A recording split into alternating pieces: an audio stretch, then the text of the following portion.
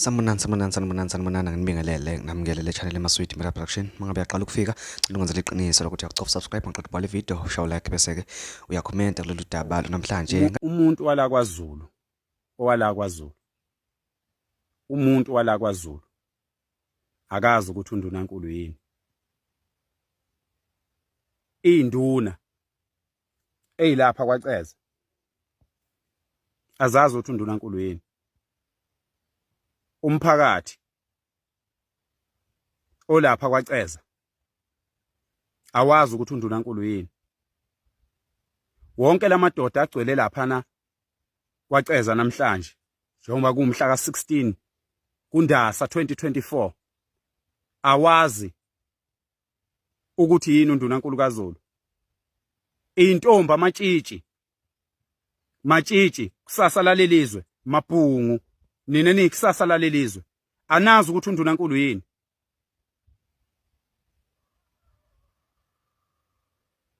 uNdunankulu akasewona umlomo weSilo manje. Abantu bakahulumeni sebengaphezulu kweSilo manje. Abantu bakahulumeni sebengaphezulu kwengonyama ngoba phela uNdunankulu uwumlomo owungqo osuke ngonyameni. Hawu beningeke nimiyeke uNdunankulu aphambuke azaqulwe ingonyama. Beningemiyeke uNdunankulu aphambuke kuze kuhomzela amadoda. Beningeke nimiyeke uNdunankulu abeke isihlalo sakhe engcupheni sokukhombisa ukuthi umsebenzi wakhe akawazi. Kusukuma insizwa yakithi ubhuti wami engimhloniphayo umholi wami la kwaZulu Natal ophethe iqembu elikhulu la kwaZulu Natal. Insizwa yakithi kwaZulu ifake ngisho umqhele isukume phezulu kweSilo ikhipha amazwi waqondisa esilweni ngqo. Itshela iSilo ukuthi lo muntu kusukuma insizwa yakithi kwaZulu bekungeke kube uRamaphosa okungcono osukumayo. Bekungeke kube uMalema osukumayo. Bekungeke kube omunye umuntu wesinye isizwe osukumayo. Kusukuma insizwa yakithi ikhuluma amagama idlule iweqisa kuNdunankulu wayisesilweni ngqo. Bafowethu umdidiyeli wamabutho bapha abadidiyeli bamabutho weSilo. Yini singezwe manje kuthiwa kugcwele ama-ambulance lapha sekulimela abantu. Bapha abadidiyeli beSilo. Yini umsebenzi wabo abadidiyeli beSilo. Uma bengayibonanga lento bapha abadidiyeli bamakhosi.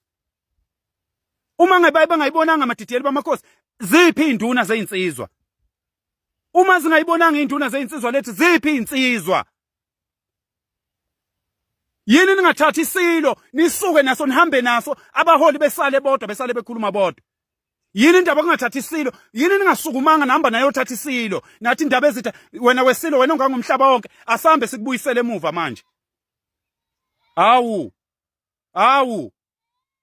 kanti nisincishe imoto nje nisincishela lokhu. Yini ungakhulunywa ukuthi insizwa zonke igcwele emajele namhlanje.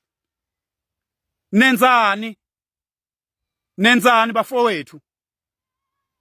Ngiyamhlonipha ubhuti wami mina ngiyamthanda zonke izinsuku ngiyohlangana naye uDuma ngimqhawula umholi wami. Ngiyohlangana naye noma nini le video engiyenzayo yiphutha lelalenze lokufuneka lifunde namhlanje ukuthi kuyiphutha lokho akwenzayo. Uma esehlele seyedwa uzokhumbula ukuthi wenza iphutha kodwa bekufanele insizwa zimkhombise uDuma ukuthi yiphutha lelalenzayo.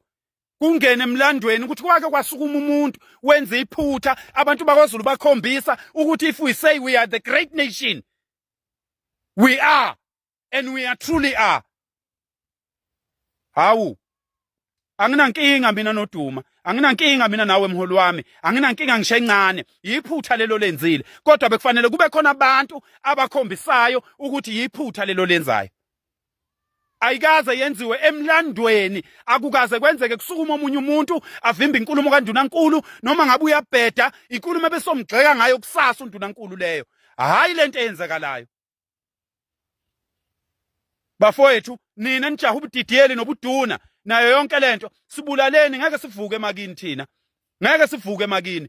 siyovuka emzini yobaba siyomile einganeni zeingane zethu ngeke sivuke kini noma ningenzani nenzeni ngeke size sivuke kini noma ningasenyanya kangakanani ngolwazi lwethu esalitshelwa abantu abadala ngoba nina nakhulu abantu abadala bengekho emakini noma ningasinyanya kangakanani ngeke nisenze lutho sazo kuningi asikasho lutho asikakatsheli lutho isizwe sikasikhombisa lutho imasi sazonikhombisa ukuthi siyini hawu phezu kwesilo ukhipha amagama waqondise ngqo kuso zikhona insizwa anisithathi ngani isilo nisibuyisele sigodlweni okungcono nithatha isilo nisibuyisele sigodlweni ukuze abantu besale benza lento abafuna ukuyenza nisincishe imoto zokuthi sibe khona eduze kwesilo kanti nisincishela lombhedo apha amaphoyisa angamaZulu amaphoyisa asebenzisa umthetho wawo wokuvikela uZulu hawu uNkulunkulu wami hawu Jehova bafowethu hawu angimsoli mina uDuma angimsoli umfowethu angikusoli mholi angikusoli wenza iphutha lenzeka kanye kodwa bekufanele kungene emlandweni ukuthi wenza iphutha hawu hayi nilungile walasha ilembe nilibulala lasha ilembe lathi ngeke nilibuse liyobuswa izinyoni lasha ilembe kungakaxoliswa elembeni ayikho into ezokwenzeka singakaphumi uZulu sambe siyoshweleza kusukela elembeni sisheleze emndenini eyafa kabi ngesikhathi selembe ngeke kulunge lutho vele ngeke kuze kulunge lutho hawu namhlanje wonke amadoda alapha kwaCeza kufanele ngaba amasenda aseyiswini kufanele ngaba aseyiswini afisa ukufa manje iphutha libi kangaka awukahleni madoda awukahleni bafowethu ayibambe ikhona hayi